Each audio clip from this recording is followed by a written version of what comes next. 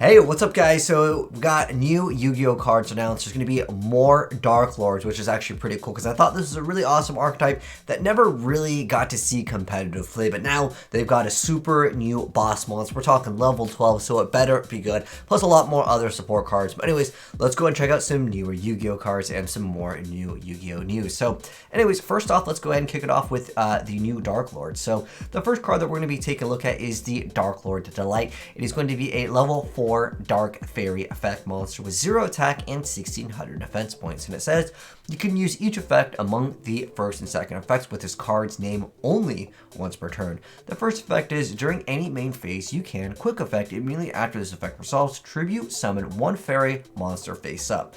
The second effect is, if this card is sent to the graveyard, you can make all face-up monsters your opponent currently controls lose 500 attack and defense for each fairy monster currently on the field until the end of this turn. Okay. That is pretty cool. And again, that surprise factor of getting out one of your fairies could be quite great. Next up, though, we have the Darklord of Pleasure, which I'm sure they will change the name in the TCG. But anyways, a level 4 Dark Fairy effect monster, 1600 attack, 0 defense points, and it says you can use the first effect with this card's name only once per turn. The first effect is if this card is normal or special summon, you can activate this effect. For the rest of the turn, you cannot activate monsters effects except for fairy monsters effects. Also choose 2 Darklord monsters in your hand and or deck that have different levels. If you do, special summon one of them to your opponent's field in defense position. If you do, add the other to your hand. Now this is actually pretty interesting interaction because it gives your opponent a card, which there are lots of cards where you can interact where if your opponent has a card you can do something. So that will be interesting to see where that goes with that.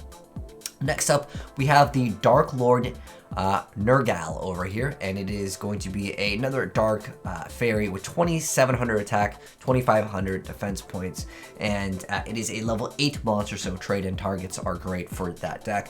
And it says that you can special summon Darklord Nergals only once per turn. You can use the second effect with this card's name only once per turn. The first effect is if your fairy monster attacks a defense position monster, you get to inflict piercing battle damage to your opponent. The second effect is a quick effect that you can pay 1000 life points to target a Darklord spell / trap in your graveyard, apply that target's effect, then shuffle that target into the deck. That's actually a pretty decent little effect over there. And then next up, we've got, this is our super boss monster. This is level 12 Lucifer with 4000 attack, 4000 defense points. It is going to be a Dark Fairy fusion effect monster. And its fusion materials are going to be 3 Dark Fairy monsters. And it says you can only use one effect amongst the first and third effects with this card's name per turn and only once that turn. The first effect is if this card is fusion summoned using Darklord Morningstar as material, you can destroy all cards your opponent controls. The second effect is fairy monsters you control cannot be targeted by your opponent's card effects. The third effect is during any main phase, as a quick effect, you can pay 1000 life points to special summon one fairy monster from your hand or graveyard in defense position. Alright, instantly, Christia comes to mind as being like the best option. I mean, obviously you're going to be using materials to summon this card, and on top of that, this is a really good effect where you're going to be able to make it so you've cleared the entire board, you're destroying all cards your opponent controls. If this card had said that it could not be destroyed by opponent's card effects, it would be it says cannot be targeted by your opponent's card effects, but they can still destroy it via anything. And there's a lot of non-targeting destruction that exists in the game. So I think this card is still pretty good because it has 4000 attack.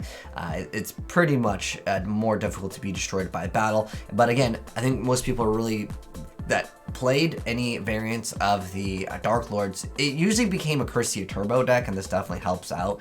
And it is a quick effect, so that's pretty awesome because, well, it's the first and third effects where it's only once per turn. Obviously, this doesn't really matter if this is once per turn because it's just continuous anyways. Let me know, guys, what you think of the new boss monster. Does this make them a lot more viable than they used to be? I feel like at the end of the day, what it comes down to is it's a boss monster, can't be targeted. But the effect itself, yeah, you can pop everything, but a lot of times if you're popping everything, you can make a game anyways. You know, do you need this other effect? Maybe it could still be used though. But anyways, next up though, we have the Rebellious Darklord. So this is a normal trap card that says you can only activate one card with this card's name per turn.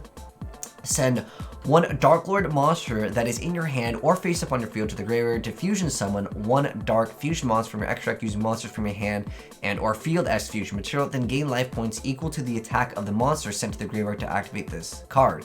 Attack on the field if sent from there. Okay, that's not too bad. At least you get some life points because you're going to be paying life points anyways with the archetype. I think it's okay. I mean, at least now we have a way to kind of summon it, but we'll probably get some more support for them. But let me know, guys, what you think of the boss monster. And also wanted to mention there's a big reveal on April 9th. We don't know what exactly it is, but it's going to be cards from Rise of the Duelist. But again, this is kind of unknown. But it's going to be a huge event, and I will be covering it as well. So if you're new here, make sure you guys are subscribed, turn on that bell, and as soon as that info comes out, I'll give you guys the info in obviously English. Anyways, some Rush Duel cards over here. These are just vanillas over here. We have Binding Chain as well as the Turtle Keeper of Traditions. This card is actually super old. It's got that long beard over there. And then on top of that, we've got another newer Yu-Gi-Oh card coming out in Rise of the Duelist, and it is going to be called a Draconian Prison of Snow and Sky. It's a normal trap card that says you can only activate one card with this card's name per turn.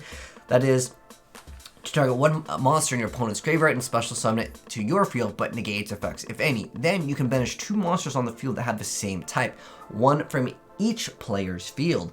I think this is actually a pretty cool card. You can actually stun your opponent quite hard with this because let's say they summon a card that brings another monster out from the graveyard, or whatever the case may be, they're targeting it, they want to special summon it. You can go ahead and say, no, I'm taking that monster, and then you can go ahead and banish that monster that they wanted to go ahead and get out from their grave, and then on top of that, you banish their other monster. This could be excellent in, let's say, a deck against maybe zombies would be an excellent choice over here, and you're getting a lot of utility. Plus, if you just want to go ahead and special summon that effect, because this effect is optional, it's just another like free extra card. You do lose the monster's effect. It does negate the effect, but you can still link summon. It doesn't have those restrictions where you can't like declare your battle phase or anything like that. So I think the card is actually an okay-ish card, but again, it's more archetype specific, maybe more matchup dependent. But I definitely think against zombies or against decks that really require very certain monster types, it could be very good. But anyways, guys, that's it for the newer Yu-Gi-Oh news. I definitely like some of the artwork on these newer cards, but I don't know, I would say that it doesn't seem like this is going to be an S tier deck, but we'll have to wait and see what other support that the Darklords get. But thanks for tuning in, guys. Hopefully you enjoyed the video. And if you did, drop a like on it. If you're new here, like I said, there's going to be a huge announcement, and I will be covering it. This is going to be on April 9th, which technically is April 8th here because they're a day ahead, obviously. But yeah, I'll give you guys that info as soon as it comes out. And if you guys want to see me replays of the new Darklords, we'd love to see how powerful these can be. Again, I think it's just going to be Christy to lock down. But anyways, I'll catch you guys next video. Have a good one, and I'm out. Peace.